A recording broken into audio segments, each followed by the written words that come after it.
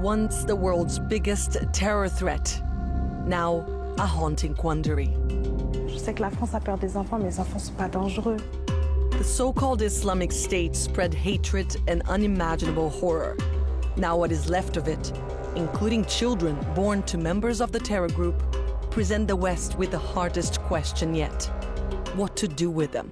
Si on règle pas, on rapatrie pas ces gens-là, et si on fait pas un procès public pour tout mettre sur la table, on va tout foirer une fois de plus. Are these the new faces of terrorism, or the victims of a barbaric reality they never chose? Quand lui il part à la guerre, il ramène 3 comme ça pour que nous enlève leur tête. While they wait for a second chance, Western governments avoid reality. You would like to go back to Germany now? But for how long? جروف رنونة برد وركرن إعادة تأهيل جوار شنبي أبايا تباي قنابلي موقوتن دحرد وقتا كده وك بومبا وك معينا ويبي فجراندن ويخطر هناك سر تباي مروايها.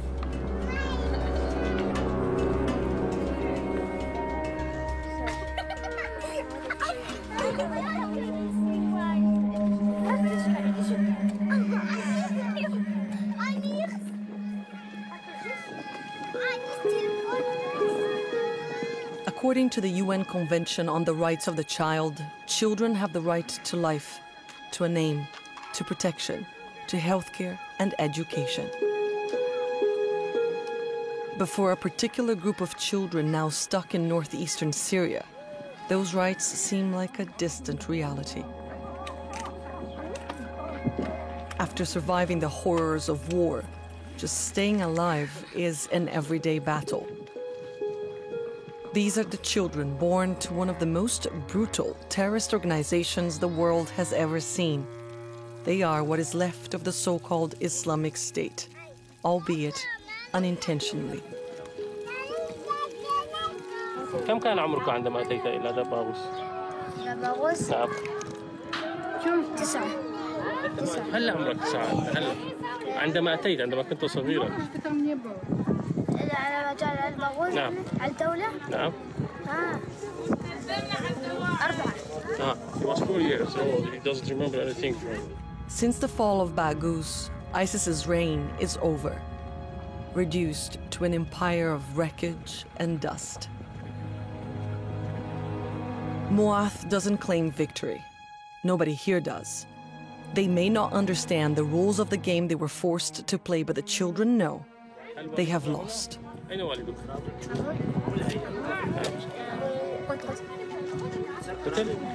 Muath's father brought him from Dagestan, a country Muath no longer remembers. After the fall of ISIS's last bastion in Syria, captured fighters were placed in detention, and their families in what amounts to internment camps in the northeast of the country. Al-Raj, near the border with Iraq, Ain Issa, near the so-called caliphate's former capital, Raqqa, and the biggest, most precarious, Al-Hol, now larger than the nearby town that gave it its name.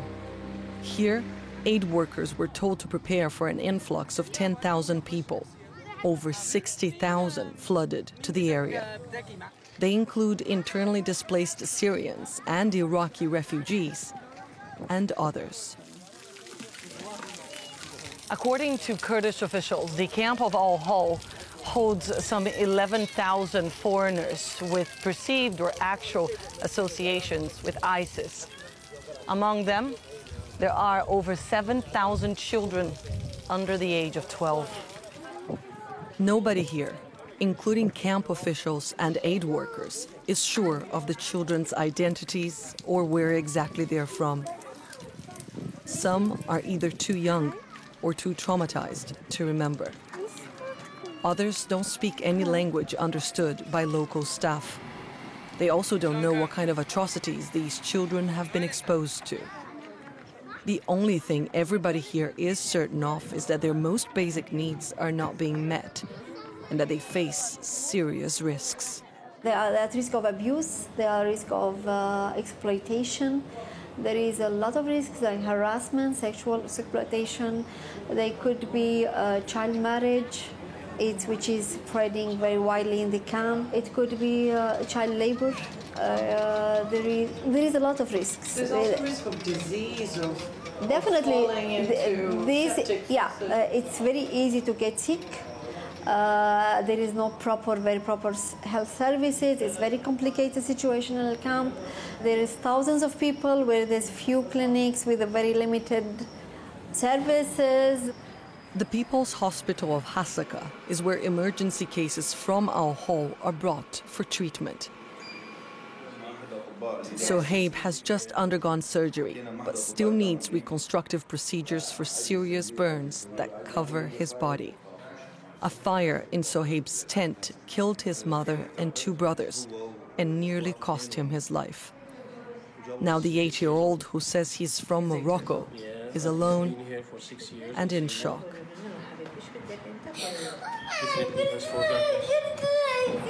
ليش تبكي؟ ليش تبكي صايب؟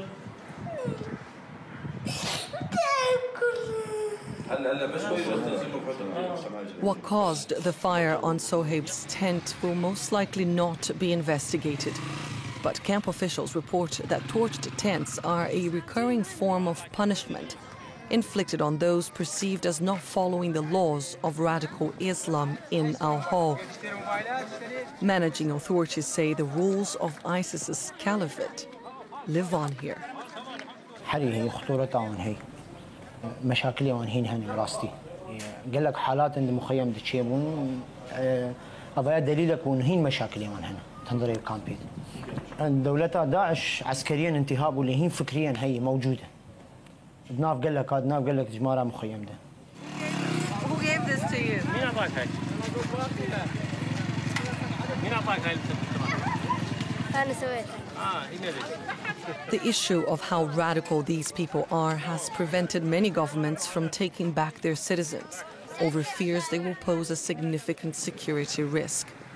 But could leaving them in these conditions be an even worse idea? It's very, very crowded. Under the tents, the families say it's unbearably hot. They have no potable water, very little to eat. Life here in Al Hol is so difficult for these people that many have been telling us they miss the Islamic State. ما بأكل ما بغذاء ما بشيء حرب خضار فواكه لحمة ما في لحمة أطفال يأكل لحمة ليس بطاطا بيض نلقطها فاكهة نأكل منها ليس يعني إحنا الأمم المتحدة بالمساجين وين راحت المساجين يعاملونا معاملة مو زينة You would like to go back to Daesh? The children of Al Hol say they miss their old life too. Was he in Raqqa? كنت في رقة؟ إيه؟ How was Raqqa? كيف كان رقة؟ زين الحمد لله كويس كويس؟ ليش كان كويس؟ كله زين الحمد لله عندنا بيوت كاملة وعندنا كل شيء أحسن من يوجد كان. Do you like this camp? هل تهيب المخيم؟ لا ما ليش؟ حار كله حار وطايرين بالشموس حتى ليش؟ الخيمة جامو وين تروح كلها شموس بس من دارس نوات تبارد نوات لا. كيف المدرسة هنا في المخيم؟ والله تقول لك والله صحيح زين. والله مو زينة. كل شيء زين. ما تدرس ما تعلم زين. ليس مدرسة هنا؟ زين ما تعلم. تعلم مقدرة يا ولد شمله هذا الجاهل ما تعرف تعلمه كلها انجليزي. هذا اذا تنطيه عربي ما يعرف النوبة انجليزي مو زين المدارس. لا المخيم زين ولا المدارس زين ولا كل شيء زين بالمخيم ولا حتى تعطونا غذاءاتكم مو زينة. مو جيد المخيم حار وفطس وصار يجينا سجن ونريد نروح للعراق شلون هسه؟ I didn't get a chance to tell Nasser Iraq had reportedly agreed to repatriate some of its citizens from Syria. As many as 6,000 people were expected to return. For other foreigners, things aren't as clear. At the so-called annex, the section of Al Hol where they are held, we meet M. from France. She agreed to speak to us under the condition we protect her identity. The 31-year-old is afraid of people's reaction if she is allowed to go back. Moi, je sais que je ne ferai pas de mal à une mouche. Maintenant, évidemment, je comprends qu'on ne peut pas me croire sur parole. She decided to leave her home country shortly after the attacks on the satirical newspaper Charlie Hebdo in 2015.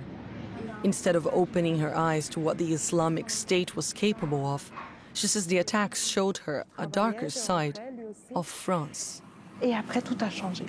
Les gens ont peur de nous, les gens ont commencé à nous menacer, à me menacer moi, et quand ça m'a touché moi, bah là, j'ai dit non,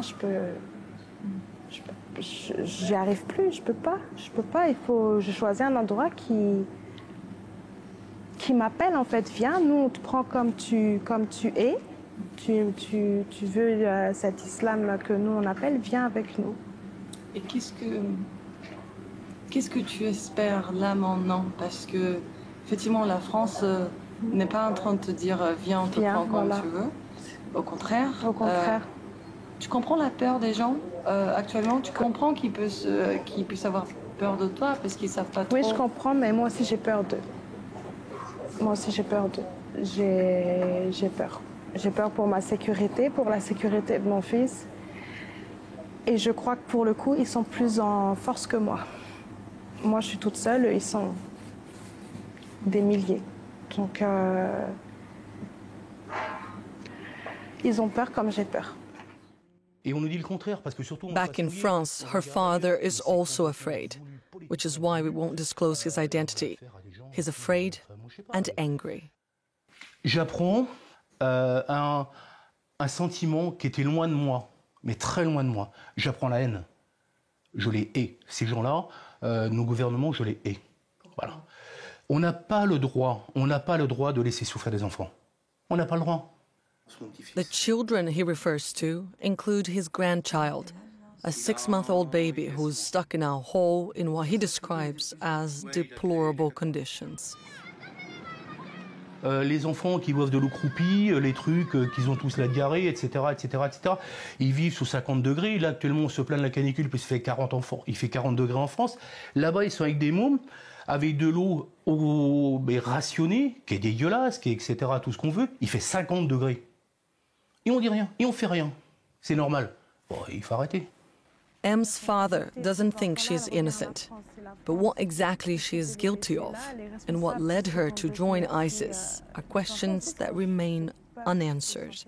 Ça sort complètement de mon référentiel, ça sort de mon scope, c'est hors périmètre. Je comprends pas ça. Je peux pas comprendre. Si tu la vois aujourd'hui, tu saurais quoi lui dire à elle? À elle? Lui dire, je crois qu'on est au-delà des mots. Ouais, je crois que je la prends dans mes bras et puis on pleure ensemble, quoi.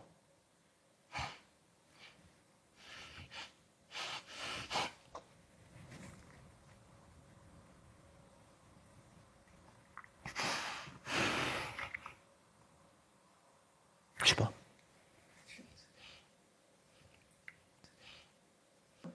Je sais pas, en fait. Ce moment-là, j'en rêve et j'en ai peur. Donc, parce que... bon, a priori, quand je suis allé au téléphone, etc., j'ai ma fille au téléphone. J'espère que si je la revois un jour devant moi, je n'aurai pas une étrangère. Voilà, c'est... Bon, je ne pense pas. Mais bon, voilà. This man's personal tragedy is the story of a vast number of families across Europe who lost their sons and daughters to a world of radical ideas and brutal acts. As many as 5,000 European nationals are believed to have joined terrorist organizations between 2011 and 2016, according to the EU. And for people in Europe, they should not come back. In polls conducted in countries such as France, 89% of respondents said they feared the return of former fighters. 67% said their children should be left in Syria and Iraq. For this psychiatrist and psychotherapist, the fear is understandable, but counterproductive. So if they have parents that say, these peoples are bad, we have to kill these people, and so on, they will adapt by that and think about that and speak in that way, in these voices. But when you get them out of that and you bring them in other situations, they will change and they will follow these ideas and talk in other voices. There is no psychological theory that would state that these children, by being in this situation and having seen awful things, will be as adults or as children and as adults become dangerous. This is based on, I don't know what, and on fantasy. Yes? These are phantoms we are creating.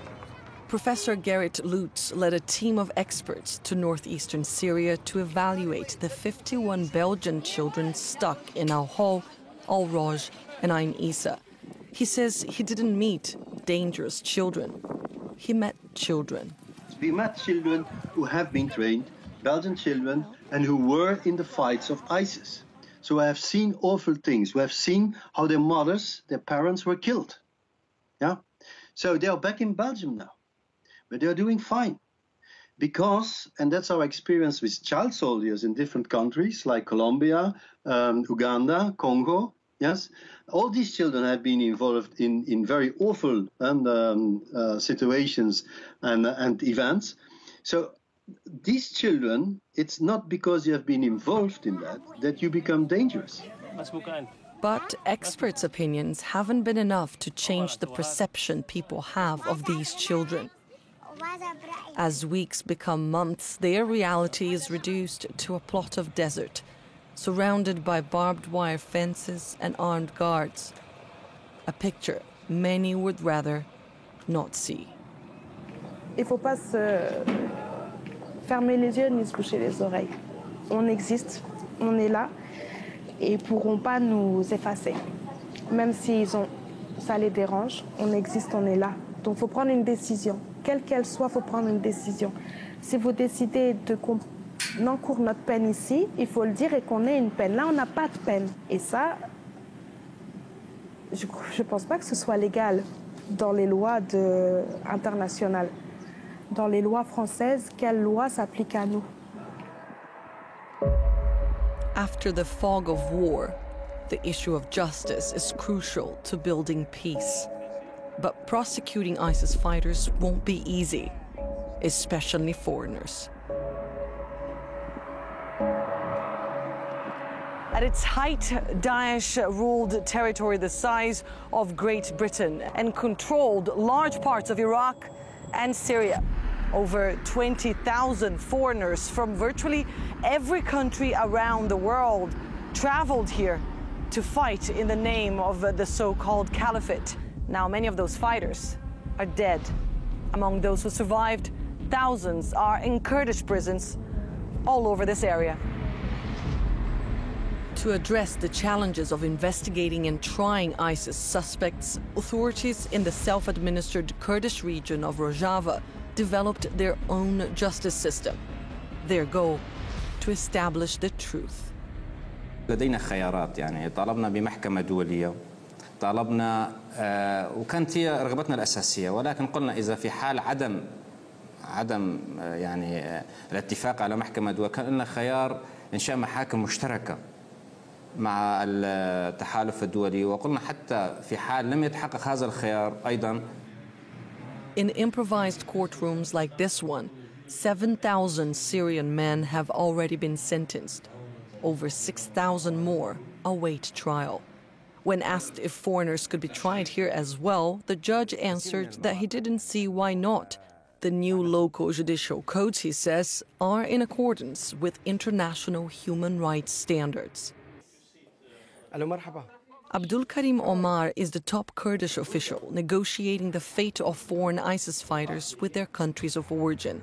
He says foreign governments have shown interest in the Kurds' proposal for an international tribunal, which should be established where the crimes were committed and where the evidence and witnesses are, in Rojava. در خصناوي تاعتكي ما قالك ديالوك بجفاكا ناب دولتيكر زيدي جفينة كدنامو أمريكا دتشيبو جفينة نامو بريطاني وفرنسي وهولندي وبلجيكي سويدي نرويجي دنماركي جيفين هاتنا بدرخستن جوي أفكرنا بدادجي. Back in Europe, not everybody agrees that entrusting the Kurds or any other authority or government with such complex cases is the best alternative. On leur fait croire que c'est en étant jugés sur place qu'ils seront le moins dangereux pour les citoyens. C'est le principal argument. En disant, écoutez, ils sont partis là-bas, le problème il est loin. C'est la doctrine française, hein. Garder à distance le plus longtemps possible. Ils resteront pas indéfiniment là-bas, ces Français. On est d'accord. Il va se passer... N'importe quel élément peut faire exploser l'instabilité dans la région, une crise humanitaire sans précédent, une bataille qui arrive et les Kurdes disent, bon, on vous libère. Ils rentreront en France un jour, ces gens-là. Donc c'est ce qu'il faut dire aux citoyens français. Nabil Boudi represents European nationals held in Syria and Iraq for suspected links to ISIS, including Vianney Ouraghi, one of 11 French nationals who Boudi says was unfairly tried in the Iraqi capital Baghdad. Mais c'était un véritable fiasco. Fiasco. C'était un naufrage. Les audiences ont duré 15 minutes. On a condamné à mort des individus en les écoutant 15 minutes. Le magistrat a délibéré en 1 minute. C'est-à-dire, j'ai même pas le temps de finir ma phrase, qui prononçait déjà les peines de mort. At his home, Vianney's father, Jamel Ouraghi, accuses France of organizing his son's controversial transfer from Syria to Iraq. Écoute, les Kurdes, ils nous ont fait partir en Irak, et à la frontière d'Irak, il y avait les Français qui étaient là, on les entendait parler. Ouais, d'accord, ok. In this phone conversation, one of the last Jamel had with his son, Vianney talks about electric shocks and waterboarding as torture techniques used against him, and about being forced to sign a confession he never read. Est-ce que tu as été torturé en Syrie? Oui. Ouais, il a été torturé en Syrie. Là, actuellement, tu es encore torturé ou pas? Non, là, ça a arrêté, mais ça fait pas longtemps que ça a arrêté. Ouais, et ils vous ont fait signer des papiers en arabe? Ouais, j'étais obligé de signer, tu fais défoncer, t'as signé les yeux bandés. Voilà, donc tu signes les yeux bandés, ok, d'accord, parce que ça, il paraît que c'est des aveux. Il doit faire une peine, il la fera, c'est normal. Moi, de toute façon, je veux qu'il la fasse, mais au moins ici, on pourra aller le voir et il sera dans de meilleures conditions. Parce que là, s'il prend, comme Macron a dit, il demande la perpétuité, lui, il ne veut pas la peine de mort. Mais c'est 20 ans. Mais 20 ans en prison irakienne et 20 ans en prison en France, c'est pas du tout la même chose. Qui dit que dans 5 ans, ils seront encore vivants. On peut très bien les laisser mourir de faim. Ah, mais moi, je ne lui pardonnerai pas, de toute façon. J'ai pas l'intention de lui pardonner. Ça, j'ai sur le cœur, et c'est quand je le repasse. Là, je lui dirai. Là, actuellement, quand je dis au téléphone, je ne peux pas l'entasser plus. Vu la situation qu'il vit là-bas, je ne peux pas. Moi, je veux qu'il soit rapatrié, jugé, et fera sa peine. Voilà, moi, c'est tout ce que je demande. Ouraghi's lawyer says in this case, France might have violated principles of European law as well as European jurisprudence. Si la présence française est documentée, est avérée dans le cas du transfert, la France sera condamnée par les juridictions internationales et européennes, puisque la France est signataire de certaines conventions, notamment prohibant la peine de mort dans le cadre du Conseil de l'Europe, ce qui signifie que la France n'a pas le droit de transférer ses ressortissants vers un pays où l'on pratique la torture, où l'on condamne à la peine de mort. Meanwhile, Vianney Ouraghi's 3-year-old son is thought to be somewhere in our hall. The last picture Jamel received of his grandchild shows a smiley, emaciated boy. Like hundreds I saw in the camps, trapped as their childhoods waste away. Very few are lucky to foresee a way out. Et là, ta maman, elle essaye de te ramener, c'est ça? Elle a dit elle va essayer tout. Guillaume, not his real name, was taken from Paris by his father 4 years ago. Il nous a dit quand, dans les vacances, il a dit qu'on part au Turc, 6 jours, 4 jours comme ça, on revient. La nuit, notre père nous a dit faites vos affaires et tout. Et on a marché dans la voiture 3 jours, 4 jours comme ça. Juste ça marche dans la voiture. On change. On a changé 3 voitures comme ça. Jusqu'à ce qu'on parte à Idlib. Guillaume's father was killed in the fighting. His 2 brothers died in an airstrike. Alone, he was hustled from place to place, and at the age of 12, ended up in 4 Syrian prisons. Et après ça, chez Daddy, là-bas 2 jours. Après Hasaka, ils m'ont dit c'est la dernière prison. Demain, tu pars en France. Et demain, je suis venue ici. Et là, ça fait combien de temps? 1 an et 5 mois. Guillaume was then transferred to the Hori Center, a juvenile detention camp turned rehabilitation facility in 2017. Over 500 children have gone through its de-radicalization programs. Today, the nearly 100 left include Russians, Finns, a 17-year-old from Trinidad, and Guillaume, who says he misses McDonald's, Disneyland, and his mother. The director of the center, who lost a brother to ISIS and now works to give the so-called cubs of the caliphate a new beginning, says these children deserve better. والله از وقت به اجویدری از دبیجمش هر دولت کی گو اف کسی هانا کیجی یعنی تطرس زارو کانینا و انه اف زارو گوت خوشی کدیده جیبانا وق اوروبا وانا کی خوشی کدیده بانا جکی وجه بهته حالوی پیشکتن کوي چې وارجی چې بیاني وقت به کارن استفاده جواب کن مستقبل درج کی گلک جوانا کی نهات پرسه جواب کی بس خوازم بما تخطوط خوازم بما مهندس وک مشتر دا خویا کرن يعني ويتشنا مازن جوادر كبن يعني. Exactly what kind of risk these children pose is something governments continue to grapple with. Victims and heirs of the so-called Islamic State, they now embody a dilemma for authorities that have yet to come up with policy to address their status. Under the current circumstances, Guillaume and everybody else here have a hard time dreaming about the future. Une fois que tu rentres en France et que tu retrouves ta maman et que tu retrouves tes amis, ta famille, qu'est-ce que tu aimerais faire? Travailler. Tu es un peu jeune pour travailler, non? Je sais pas. Tu voulais aller à l'école, peut-être? Ou l'école? Oui, ça c'est l'école, c'est obligé. C'est ça, c'est l'école. Après, quand tu finis l'école, tu as 18 ans. Là-bas, après, ils te demandent laquelle métier tu veux travailler. Après, ils t'apprennent. Là-bas, à l'école. Les gens m'ont dit comme ça. Moi, je suis France? Oui. Moi, je n'ai pas fait. Je sais pas, c'est les gens qui m'ont dit. Et là-bas, je demande à ma mère qu'est-ce que je travaille. Moi, je sais pas. It's a tall order, defining what peace will be made of now that the war is over. Left in a whirlwind of fear and resentment, Guillaume and the other children of ISIS might not be able to claim a role for themselves in the future of Europe. Victims of our fear, they are now stuck between a world of unimaginable horrors and ours.